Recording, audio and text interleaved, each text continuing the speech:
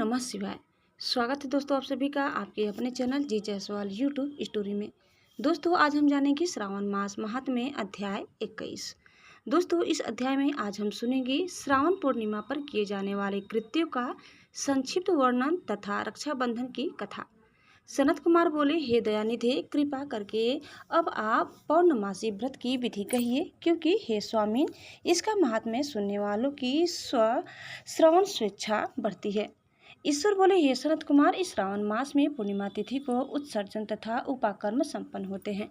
पौष के पूर्णिमा तथा माह की पूर्णिमा तिथि उत्सर्जन कृत्य के लिए होती है अथवा उत्सर्जन कृत्य हेतु पौष की प्रतिपदा अथवा माघ की प्रतिपदा तिथि विहित है अथवा रोहिणी नामक नक्षत्र उत्सर्जन कृत्य के लिए प्रशस्त होता है अथवा अन्य कालों में भी अपनी अपनी शाखा के अनुसार उत्सर्जन तथा उपाकर्म दोनों का साथ साथ करना उचित माना गया है। अतः श्रावण मास की पूर्णिमा को उत्सर्जन कृत्य प्रशस्त होता है। साथ ही ऋग्वेदियों के लिए उपाकर्म हेतु श्रवण नक्षत्र होना चाहिए। चतुर्दशी पूर्णिमा अथवा प्रतिपदा तिथि में जिस दिन श्रवण नक्षत्र हो उसी दिन ऋग्वेदियों को उपाकर्म करना चाहिए। यजुर्वेदियों का उपाकर्म पूर्णिमा में और सामवेदियों का उपाकर्म हस्त नक्षत्र में होना चाहिए। शुक्र तथा गुरु के अस्तकाल में भी सुखपूर्वक उपाकर्म करना चाहिए, किंतु इस काल में इसका प्रारंभ पहले नहीं होना चाहिए, ऐसा शास्त्रविदों का मानना है। ग्रहण तथा संक्रांति के दूषित काल के अनुत्तर ही इसे करना चाहिए। हस्त नक्षत्र युक्त पंचमी तिथि में अथवा भाद्रपद पूर्णिमा तिथि में उपाकर्म करे। अपने अपने गुह सूत्र के अनुसार उत्सर्जन तथा उपाकर्म करे। अधिक मास आने पर इसे शुद्ध मास में करना चाहिए। ये दोनों कर्म आवश्यक है, अतः प्रत्येक वर्ष इसे नियम पूर्वक करना चाहिए। उपाकर्म की समाप्ति पर द्विजातियों के विद्यमान रहने पर स्त्रियों को सभा में सभादीप निवेदन करना चाहिए। उस दीप को आचार्य ग्रहण करे या किसी अन्य ब्राह्मण को प्रदान कर दे। दीप की विधि इस प्रकार है। स्वर्ण, चांदी अथवा तांबे के पात्र में सेर भर गेहूं भरकर गेहूं के आटे का दीपक बनाकर उसमें उस दीपक को जलाए। वह दीपक घी से अथवा तेल से भरा हो और 3 बत्तियों से युक्त हो। दक्षिणा तथा तांबुल सहित उस दीपक को ब्राह्मण को अर्पण कर दे। दीपक की तथा विप्र की विधिवत पूजा करके निम्न मंत्र बोले। सदक्षिणा शताम्बुला सभादीपो यमुत्तम अर्पितो देवदेवस्य मम संतु मनोरथा। दक्षिणा तथा तांबुल से युक्त यह उत्तम सभादीप मैंने देवदेव को निवेदित किया है, मेरे मनोरथ अब पूर्ण हो।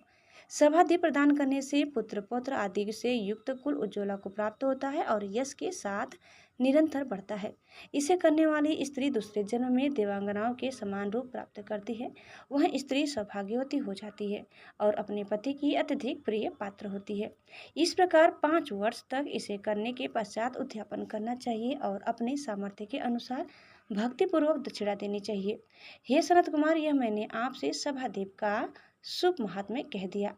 उसी रात्रि में श्रवण कर्म का करना बताया गया है। उसके बाद वहीं पर सर्प बलि की जाती है तथा अपना अपना गुहा सूत्र देकर ये दोनों ही कृत्य करने चाहिए। हवग्रीव का अवतार उसी तिथि में कहा गया है, अतः इस तिथि पर हवग्रीव जयंती का महोत्सव मनाना चाहिए।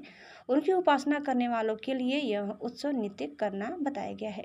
श्रावण पूर्णिमा के दिन श्रवण नक्षत्र में भगवान श्री हरि हयग्रीव के रूप में प्रकट हुए और सर्वप्रथम उन्होंने सभी पापों का नाश करने वाले सामवेद का गान किया।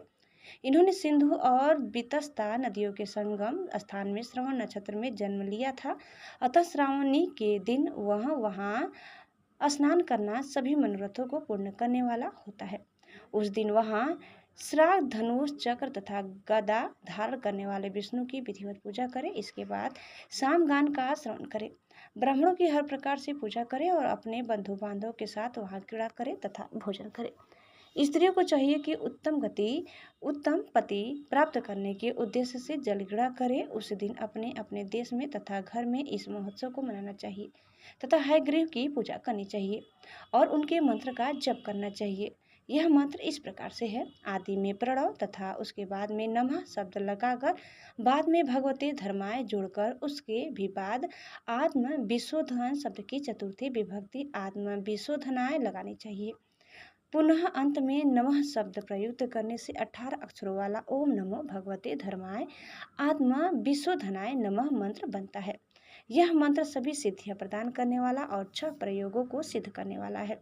इस मंत्र का पूर्वाक्षर 18 लाख अथवा 18,000 जप का है। कलयुग में इसका पूर्वाक्षर इससे भी 4 गुना जप से होना चाहिए। इस प्रकार करने पर हयग्रीव प्रसन्न होकर उत्तम वांछित फल प्रदान करते हैं। इसी पूर्णिमा के दिन रक्षाबंधन मनाया जाता है, जो सभी रोगों को दूर करने वाला तथा सभी अशुभों का नाश करने वाला है। हे मुनि श्रेष्ठ, इसी प्रसंग में एक प्राचीन इतिहास सुनिए। इंद्र की विजय प्राप्ति के लिए इंद्राणी ने जो किया था उसे मैं बता रहा हूँ। पूर्व काल में 12 वर्षों तक देवासुर संग्राम होता रहा। तब इंद्र को थका हुआ देखकर देवी इंद्राणी ने उन सुरेंद्र से कहा, हे देव, आज चतुर्दशी का दिन है, प्रातः होने पर सब ठीक हो जाएगा। मैं रक्षाबंधन अनुष्ठान करूंगी, उससे आप अजय हो जाएंगे। और तब ऐसा कहकर इंद्राणी ने पूर्णमासी के दिन मंगल कार्य संपन्न करके इंद्र के दाहिने हाथ में आनंददायक रक्षा बांध दी। उसके बाद ब्राह्मणों के द्वारा स्वशयन किए गए तथा रक्षाबंधन से युक्त इंद्र ने दानव सेना पर आक्रमण किया और क्षण भर में उसे जीत लिया। इस प्रकार विजयी होकर इंद्र तीनों लोकों में पुनः प्रतापवान हो गए। हे मुनीश्वर, मैंने आपसे रक्षाबंधन के इस प्रभाव का वर्णन कर दिया, जो कि विजय प्रदान करने वाला, सुख देने वाला और पुत्र, आरोग्य तथा धन प्रदान करने वाला है। सनत कुमार बोले, हे देवश्रेष्ठ, यह रक्षाबंधन किस विधि से, किस तिथि में तथा कब किया जाता है? हे देव, कृपा करके इसे बताएं। हे भगवान, जैसे जैसे आप अद्भुत बातें बताते जा रहे हैं, वैसे वैसे अनेक अर्थों से युक्त कथाओं को सुनते हुए मेरी तृप्ति नहीं हो रही है। ईश्वर बोले, बुद्धिमान मनुष्य को चाहिए कि श्रावण का महीना आने पर पूर्णिमा तिथि को सूर्योदय के समय श्रुति स्मृति के विधान से स्नान करें। इसके बाद संध्या जप आदि करके देवताओं, ऋषियों तथा पितरों का तर्पण करने के बाद सुवर्णमय पात्र में बनाई गई सुवर्ण सूत्रों से बंधी हुई मुक्ता आदि से विभूषित विचित्र तथा स्वच्छ रेशमी तंतुओं से निर्मित, विचित्र ग्रंथियों से सुशोभित, पदगुच्छों से अलंकृत और सरसप तथा अक्षतों से गर्भित एक अत्यंत मनोहर रक्षा अथवा राखी बनाएं। इसके बाद कलश स्थापन करके उसके ऊपर पूर्ण पात्र रखें और पुनः उस पर रक्षा को स्थापित कर दे। उसके बाद रम्य आसन पर बैठकर सुहृदों के साथ वारांगनाओं के नृत्य गान आदि तथा क्रीड़ा मंगल कृत्य में संलग्न रहे। इसके बाद यह मंत्र पढ़कर पुरोहित रक्षाबंधन करे। येन बद्धो बलि राजा दानवेंद्रो महाबला तेन त्वाम नुबंधन आमी रक्षे माँ चल माँ चल। जिस बंधन से महान बल से संपन्न दानों के पति राजा बलि बांधे गए थे, उसी से मैं आपको बांधता हूँ। हे रक्षे, चलायमान मत हो। ब्राह्मणों, क्षत्रियों, वैश्यों, शूद्रों तथा अन्य मनुष्य को चाहिए कि यत्नपूर्वक ब्राह्मणों की पूजा करके रक्षाबंधन करे। जो इस विधि से रक्षाबंधन करता है वह सभी दोषों से रहित होकर वर्ष पर्यंत सुखी रहता है। विधान को जानने वाला जो मनुष्य शुद्ध श्रावण मास में इस रक्षाबंधन अनुष्ठान को करता है, वह पुत्रों तथा सुहृदों के सहित एक वर्ष भर अत्यंत सुख से रहता है। उत्तम व्रत करने वालों को चाहिए कि भद्रा में रक्षाबंधन न करे, क्योंकि भद्रा में बांधी गई रक्षा विपरीत फल देने वाली होती है।